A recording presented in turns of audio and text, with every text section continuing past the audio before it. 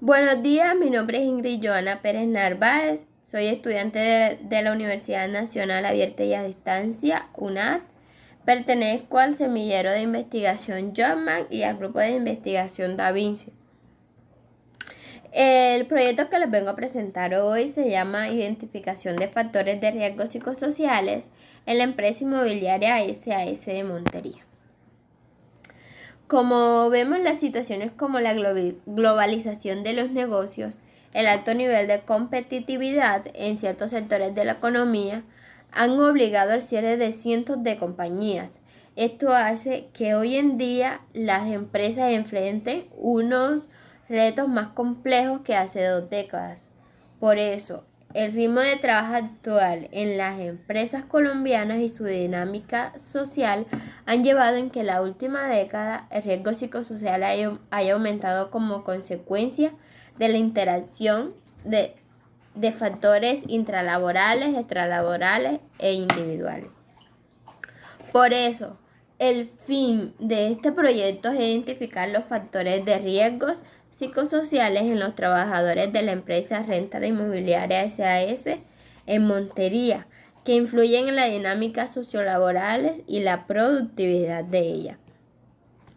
El tipo de investigación que se utilizó en este proyecto es cuantitativo del tipo no experimental y descriptiva, donde las variables no son controladas, y el análisis se basa en la observación dentro de su contexto natural.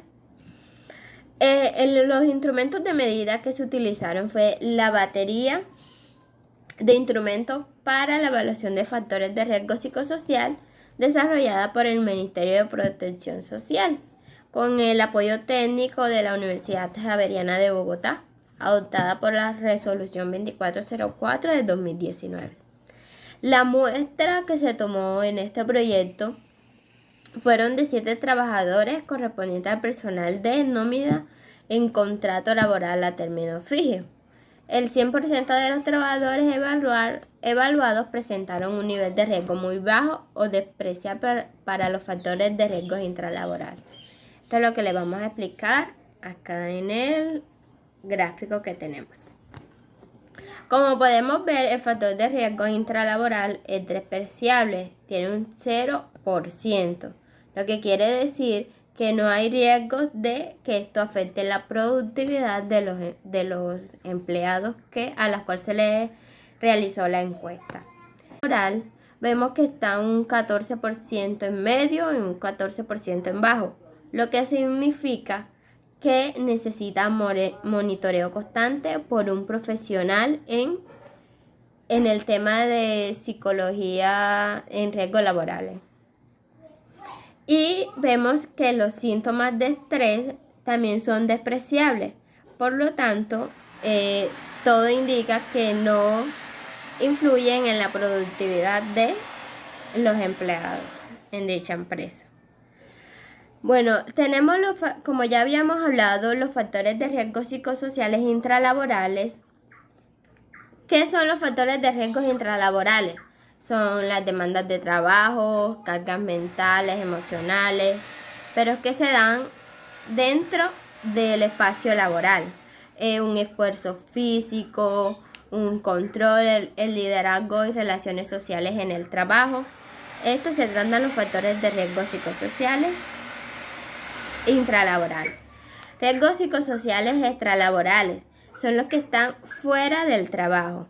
Relaciones familiares, comunicación y relaciones interpersonales, vivienda y entorno, influencia extralaboral sobre el trabajo, situaciones económicas del grupo familiar.